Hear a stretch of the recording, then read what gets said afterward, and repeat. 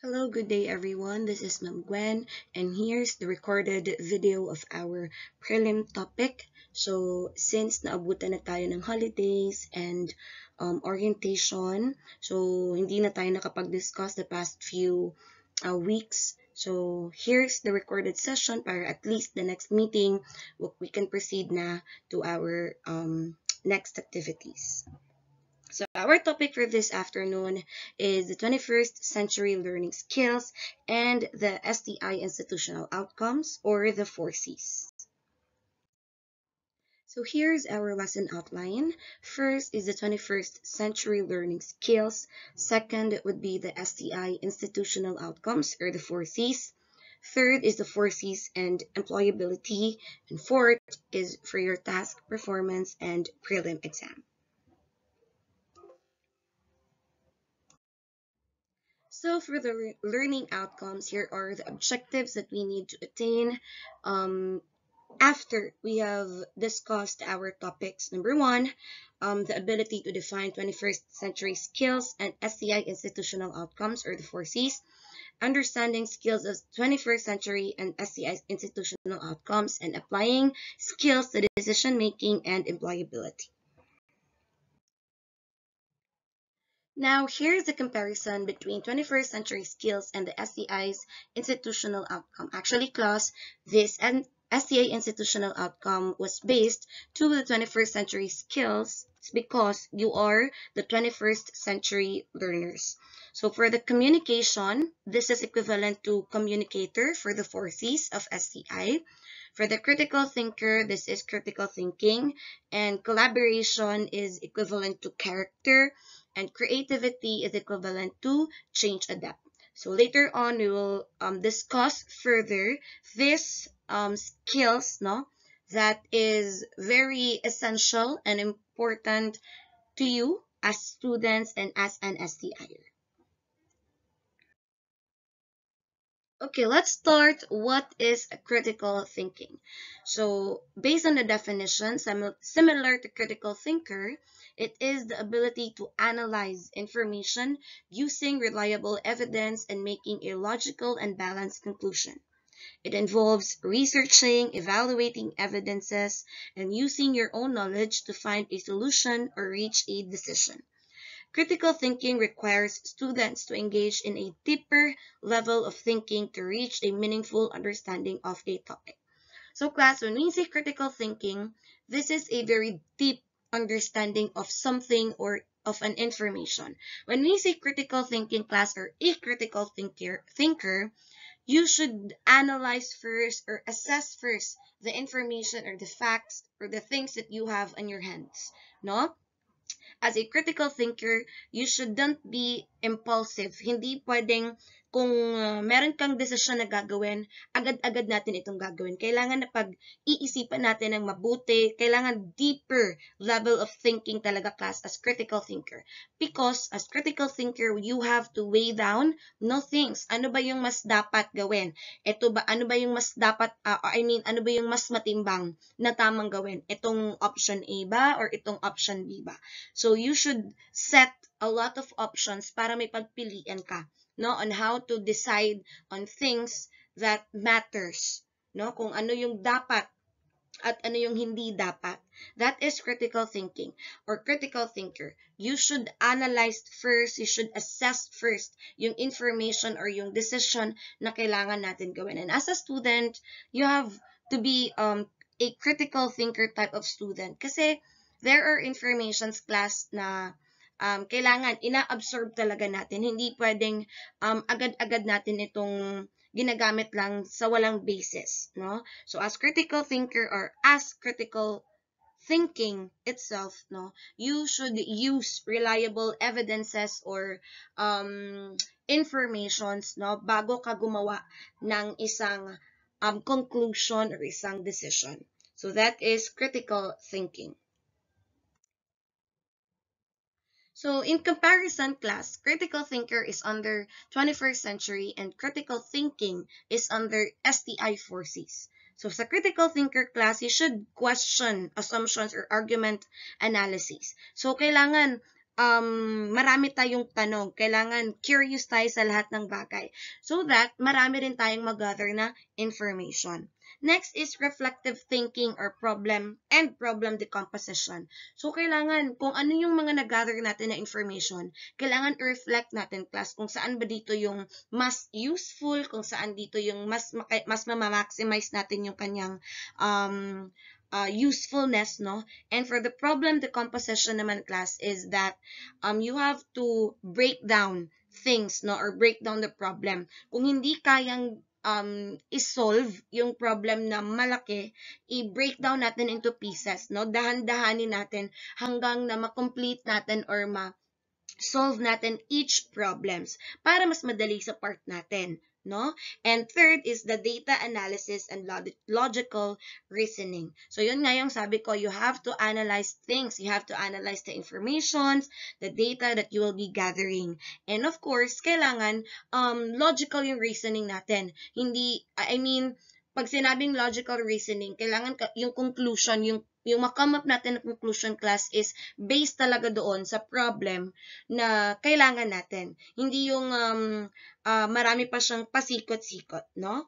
Okay, sa critical thinking naman, class, you have to first evaluate the evidence. So, of course, hindi pwedeng kung ano lang yung nakalatag sa harapan natin, yun na yung gagamitin natin. We have to use reliable evidence or information. I-evaluate natin kung reliable at totoo ba yung information. Kasi, class, sa ngayon, ang dami ng fake informations and fake facts na pwede natin makita, especially sa social media.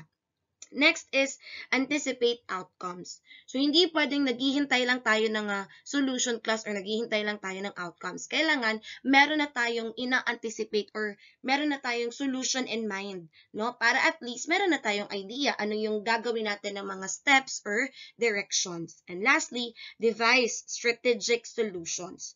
So, it's not enough na mag-imagine lang tayo, class, ng solution. We should put it into action, no? Kailangan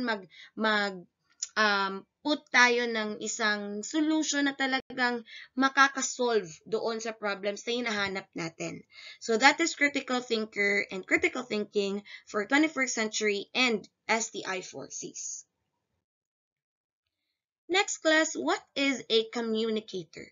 So this is like the communication skills, class. It is the capacity to converse ideas clearly and effectively. It requires clarity and precision when speaking, and fosters team dynamics and persuasion. Class, as a student, this is very important for you. You should be a communicator. Bakit? Kasi you have to build relationship within your classmates and within your teachers. You have to converse. You have to share your ideas. But when we say sharing ideas, this should be clear and effective. Wag yung gusto lang natin magsalita out of the blue, even if hindi naman siya related sa topic. So when we say communicator, eto, class, they think before they speak, no? This also requires clarity and precision. So, dapat klaro. Klaro yung instruction, klaro yung direction, and klaro yung opinion na binibigay natin so that this wouldn't build miscommunication or misinterpretation to others. So, very important, even not as a student, but even as a person. Kailangan communicator tayo, class. Kailangan ina-assess natin, no? Pinag-iisipan natin ng mabuti kung ano yung sinasabi natin sa ibang tao so that this would not build misinterpretation or miscommunication to other people that would also lead, no, to, away or yun nga, miscommunication. So, dapat klaro talaga and precise kung ano yung gusto natin sabihin or ano yung gusto natin i-share na idea. Next, class, tandaan nyo, class, kapag nasa blue na slide or blue side, this are under 21st century. Kapag naman nasa yellow, class, it's under STI forces. So sa communication, class, it needs clarity, active listening, and feedback. So of course, yun yung mga sinabi ko kanina. You should be clear to your ideas. And when we say active listening, hindi pwede class na communicator ka, marunong ka lang magsalita. You should also learn how to listen. Because sometimes, communicating to others are through listening also. Hindi pwedeng tayo lang yung nagsasalita. Hindi pwedeng yung ideas lang natin yung pinapakinggan. Sometimes, you also need to listen. Okay? And of course, feedback. So, as communicator, we should also learn to accept feedback class, even if it is negative or positive, as long as it is constructive criticism. This means these criticisms or these feedbacks are for our own good, and this will open a door for improvement. No? And the other side naman, class, it's about building relationships. Sabi ko nga kanina, for you to be able to communicate well or to converse with others, you should build relationship first. No? Kailangan nandun yung trust sa inyong dalawa. And of course, nandun yung, ano tawag dito, yung proper communication na talagang magkakaintindihan kayong dalawa. And of course, you have to facilitate collaboration. So of course, kung walang collaboration between you, hindi talaga kayo magkakaintindihan kasi hindi kayo same ng idea or hindi same yung gusto nyong ano ba tawag dito? Yung gusto nyo na information, no? And achieving goals. So of course, by having the right communication, this will also lead you to achieving your goals. Kasi kung merong right communication, mas nakaka-work tayo effectively. And kapag effective yung work natin, mas na-achieve natin successfully yung ating goals. Okay? Next, we have change, adapt, or creativity. So, I guess class na masyadong bago sa ears natin yung word na change, adapt. But, class, change, adapt means being flexible, which is also present when you are creative, no? So, being change adapt class means adapting to new situations and embracing innovation, which shows your creativity skills. So, it requires you to be flexible, to be resilient, and proactive in learning. So, when we say class change adapt, kailangan flexible tayo sa lahat ng bagay. Hindi pwedeng mag-settle lang tayo sa isang option. So, when we say flexible, for example, in decision making, we cannot just settle to one solution or one option. You should prepare, no? A lot of options, a lot of solutions. Para if hindi man mag-work out yung option A mo, you still have a lot of options na pwedeng gamitin until na maging effective siya. Okay? So, ganun siya, class. Kailangan flexible tayo. Kailangan magaling tayong mag-adapt, no? Especially sa mga changes. Kasi nga, class, sabi nila, changes is inevitable. So, yun yung change is the only thing in the world na hindi nagbabago. No? Kasi yun na talaga siya. Very dynamic. So, ayan class, you have to adapt to changes, especially being a student. So, kailangan flexible tayo when it comes to activities, to performances, and of course, to listening to the discussions of the teachers. Kailangan naka-adapt tayo, ina-absorb natin, and being flexible is ina-accept natin no, yung challenges na ibibigay sa atin ng ating teachers. And of course, by accepting these challenges, kailangan pinapairal din natin yung ating pagiging creative. No? Because when you are creative, you are very imaginative. And dapat yung imagination natin is hindi lang hanggang imagination. Kailangan pinuput natin into action para mangyari siya. No? And para makita rin natin yung possible outcome niya. Okay? Next. So, being creative class, it needs brainstormings, of course, kailangan ng sharing of ideas. No? Mas maraming utak, mas maraming ideas. And mind mapping. So, pwede naman tayong, yun nga, maghingi pa rin ng suggestion with our teammates or classmates so that we can map out no kung asan doon yung mas magagamit natin na information and role-playing, sometimes class, kailangan niro-role-play natin class, no, kung ano yung mga naiisip natin so that we can foresee kung effective ba siya or hindi. Ay, ganito pala yung mangyayari kung gagawin namin siya. So, pwede pa meron pa tayong chance to change, no? Kasi nga, na-role-play natin siya. Kumbaga, ginawa natin siya in advance so that we can assess, no, or we can evaluate kung effective yung ganitong option or not. For the change adapt naman, sabi ko nga, you have to be flexible. And of course, you have to be resilient. Class, sabi ko, di ba, pag hindi naging effective yung isang option, palit ka or lipat ka sa another option. Wag yung hindi nag-effect yung isang solution, sumuko ka na agad. So, as Filipinos, we are very resilient class. Marami tayong ways, marami tayong means para makasurvive. So, ganun din ang pagiging estudyante. Okay? And you should be proactive in learning. So, dapat hindi tayo passive lang. Kailangan active tayo. May ginagawa tayo, may initiative tayo. Okay? Next class, what is character?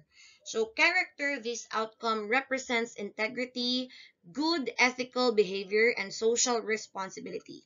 People with character are honest, fair, respectful of others, accountable, and morally upright. While not explicitly stated, character enables collaboration. So class, as an LCIer, you should be a person of character. Hindi pwede class na matalino lang tayo, hindi pwedeng active lang tayo sa klase. Kailangan nandun din yung tamang attitude, no? Tamang character. Kasi, having a good character, others would come after na eh. No? Kapag meron tayong mabuting character or mabuting attitude, parang sumusunod na lang lahat, even yung pagiging street smart natin or even yung pagiging active natin sa class. Kailangan may integrity tayo, no? Being honest and being fair, especially to making activities or performances. No? And even to listening to your teachers. Kapag tinanong ng teacher kung may naintindihan kayo or wala, kung wala ka talagang naintindihan, be honest. So that mas ma-elaborate ng teachers ninyo yung kanyang tinuturo in a way na mas maiintindihan ninyo. Ganon siya, class. Okay? And also being respectful to others. Hindi pwedeng, alam mo, alam din ng lahat. There are things, class, na talagang ikaw lang yung makakaintindi. Kasi class, we have different phases, no? We have different a level of understanding. So there will be times na may mga bagay na maiintindihan mo, may mga bagay din na hindi mo madaling maiintindihan. That's why we have to be respectful of others' capacity, no? It could be with their attitude, with their knowledge, with the way they react or interact with other people. Okay? Okay, so character class also builds or leads to collaboration. So if you have a good character, if you have a good attitude, no, being fair, being honest, and being respectful to others, this would build collaboration. This means friendship, no? Building relationship with your peers, with your teachers, and with other people. So, of course, in collaboration, you need to have an open communication. So, dapat, ano talaga tayo? Yung nag-reach out tayo ba? Kumbaga, hindi yung tayo, maghihintay na lang tayo na sila na yung mag-reach out. Sometimes, we should take the initiative, class. Okay? And the next is mutual respect. So, sabi nga nila, you cannot give what you don't have. So, if you want to be respected, we should respect first ourselves and we should respect them also. Diba? And of course, the shared responsibility. So, para matawag natin na may collaboration, dapat may teamwork. And sa isang teamwork, no, dapat alam natin yung kanya-kanya nating responsibility. Hindi pwedeng akuin natin lahat. And at the end of the project or at the end of the activity, i-blame natin yung mga classmates natin because they didn't help. No? So, dapat shared yung responsibility natin. Alam natin kung ano yung nakatoka sa isa't isa so that lahat may contribution. Okay? And for the character naman, of course, ethical behavior. So, alam naman natin yung proper ethics class. no? Being good, being honest, being fair, and of course, being understanding to one another.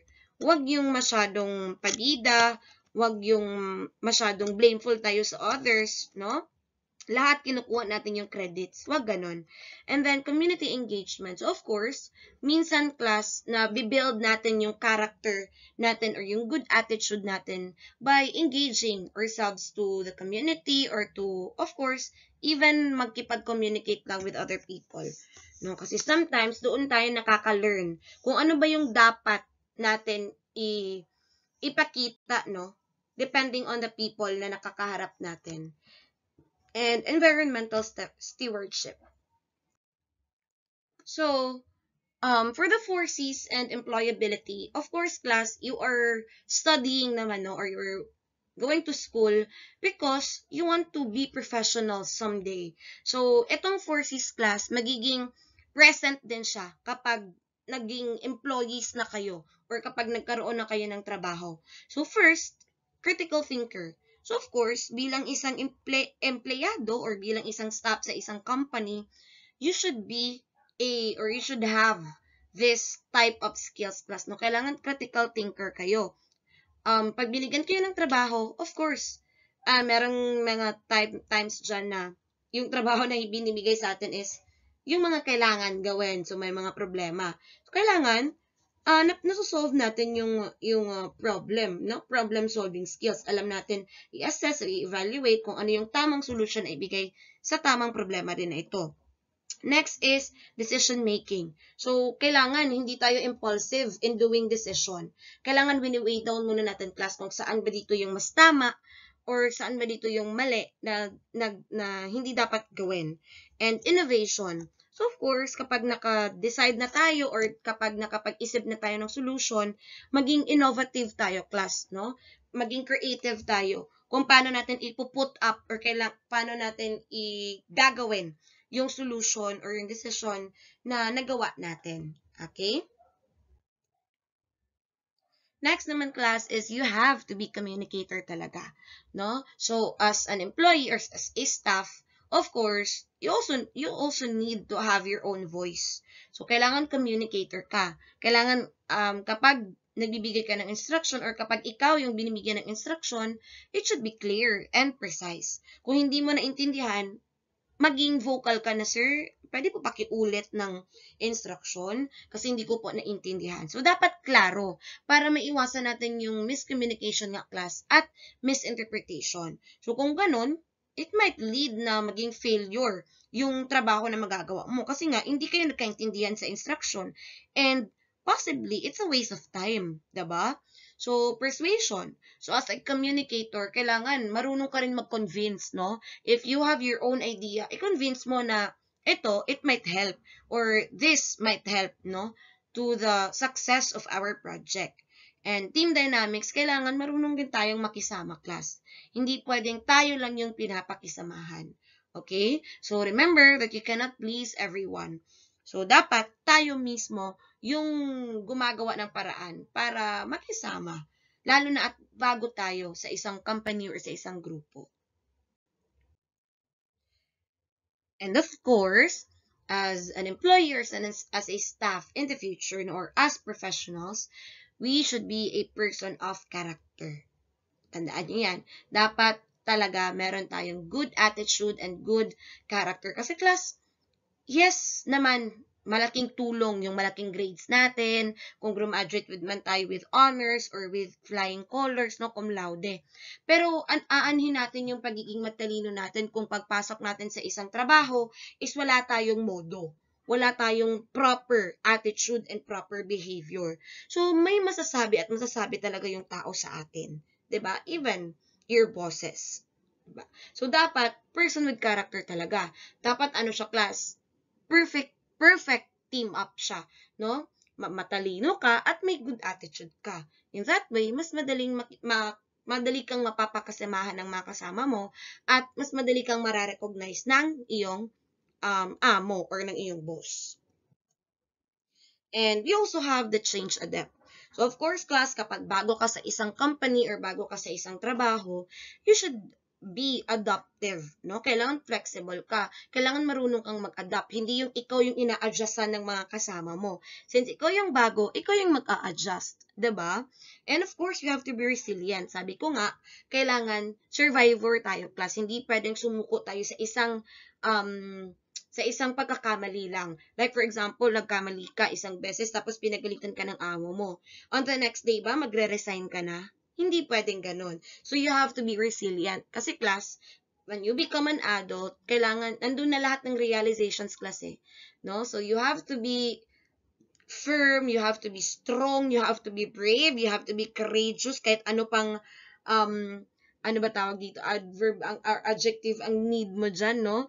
Kailangan, matapang ka talaga, class, sa lahat ng hamon ng buhay. Hindi pwedeng yung papetiks-petiks tayo, hindi pwedeng isang isang galit lang ng boss natin, stop na agad tayo. Hindi pwedeng ganun. Okay? And of course, proactive learning. Kailangan open tayo for suggestion. Kailangan teachable tayo, class. No? Huwag tayong pabidan. Alam ko na yun, sir. Natutunan ko na yan. Hindi nyo na ako kailangan turuan. So, huwag ganun, class. You have to be teachable. Kahit alam na natin, kailangan magpaturo pa rin tayo. Kasi, hindi naman natin alam kung same, no? Yung process ng learning sa kanila at doon sa natutunan mo. So, kailangan open ka pa rin for learnings and open ka for suggestions. So, that's it for the STI, Institutional Outcomes, or the 4Cs, and the 21st Century Learning Skills. So, I hope, class, no, na with your journey in STI, sana ma-achieve at matutunan nyo yung mga skills na yon kasi super importante sa inyo yon as students and, of course, as professionals someday. Okay? So, for the interpretation naman, class, meron tayong mga questions in your ELMS. So, I hope, no, na masagutan natin ito within the given deadline and ma-apply natin kung ano yung mga natutunan natin with our discussion today. So, here's the questions, class, na pwede natin sagutan. Number 1, with the history, alumni stories, and programs offered at STI College, what excites you the most this school year?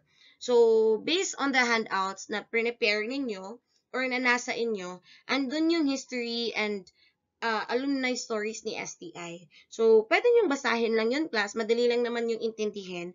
And get information or get the motivation para masagutan niyo yung question number 1.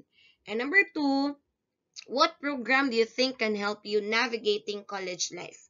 So, of course, sa inyo, meron naman na kayong chosen program or course, no? So, sagutin natin kung paano yung chosen course natin makakatulong sa atin to navigate, no? Or to, alam niyo yun, to explore yung college life natin. And lastly, in each core values ng 4Cs, identify what specific area you wish to develop. Saan ba doon yung pinaka-strength mo na value sa 4Cs? At saan naman doon yung pinaka-weakness mo? So, paano natin yun madadevelop? Or how do you wish to develop those core values? No? So, you can answer this, class, via your ELMS. So, this was already given to your ELMS I think last Saturday. So, please answer this. This is a 30-point quiz via your ELMS and may deadline na po doon. So, please answer this and I'll just check it out sa inyong ELMS accounts. Okay? Okay. So, this one naman, class, is for the evaluation. So, of course, we'll be having a quiz regarding the discussion na diniscuss ka sa inyo. You can also refer to your handouts kasi dyan din naman ako kukuha ng mga questions for the quiz. That will happen next meeting. And since nga, we don't have classes today, and because it's holiday. And for the task performance naman, class, which is 30% ng grades ninyo, I believe, no, na-discuss naman na sa inyo yung grading system. And please be aware na naka-zero based po tayo for this school year. So make sure to do your best and to give your best to every activity na ibibigay sa inyo. So for this TP naman, class, this is 30% and it's a video-based activity.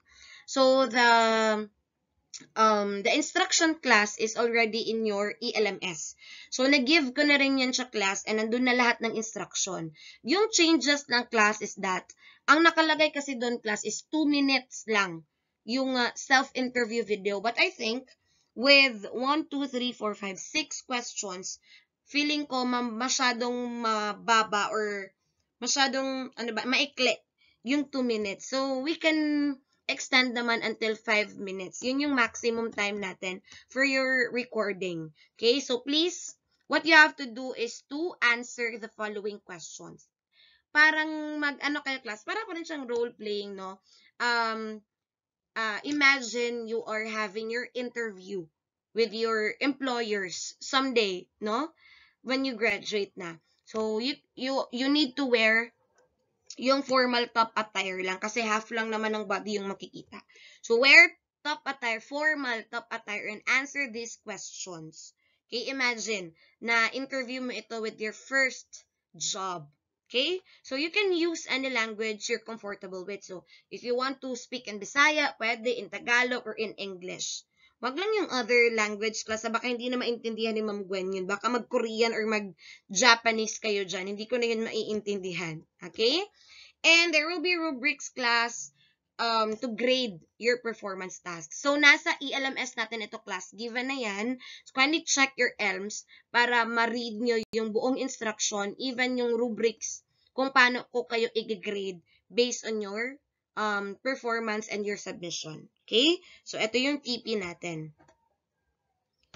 And lastly for your prelim exam, so this will be the evaluation skills kung paano ko i-assess, no? Kung naintindihan niyo ba talaga kung paano ipo-portray yung 4 C's ni STI. And this skills naman class is not only present with this subject, but this skills, no? These skills, you'll carry these skills until you become professionals. So, this is very important and essential as an STIer.